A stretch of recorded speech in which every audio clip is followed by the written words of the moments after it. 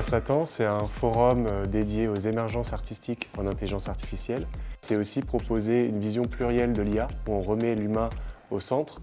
Et finalement, c'est aussi une approche un peu plus pondérée et critique vis-à-vis de l'outil. Ce qui était intéressant au début, c'était un petit peu de déconstruire les dogmes qu'on peut avoir autour de l'IA et ensuite de se frotter à l'outil à travers vraiment des ateliers pratiques.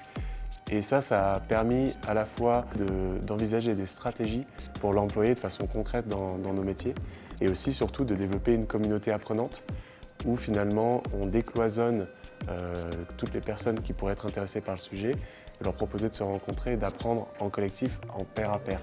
Souvent le modèle en lui-même a sa page avec la face. C'était très intéressant parce qu'il y avait vraiment beaucoup de typologies de personnes, que ce soit en termes d'âge, de niveau musical. On a pu beaucoup échanger. Ça nous a fait aborder pas mal de sujets éthiques, liés à la créativité.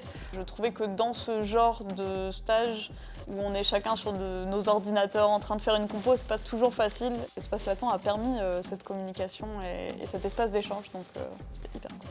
Ok, il y a des choses à expérimenter, mais il faut rentrer à l'intérieur du processus, s'en emparer et faire les choses intelligemment, tout en ayant conscience des impacts.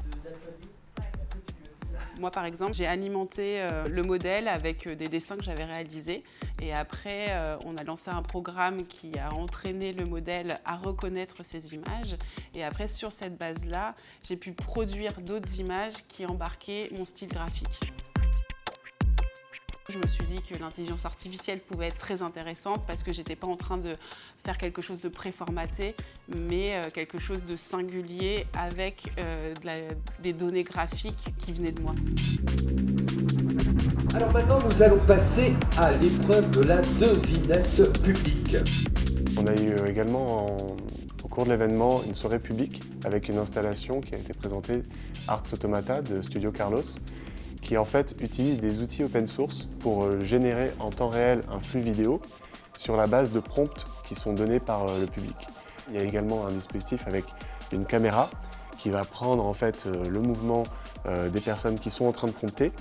Ça a été un peu mis en scène sous la forme d'une battle de prompts où finalement il y avait des équipes qui s'affrontaient pour essayer de générer des images les plus farfelues, les plus loufoques possibles et les plus surprenantes.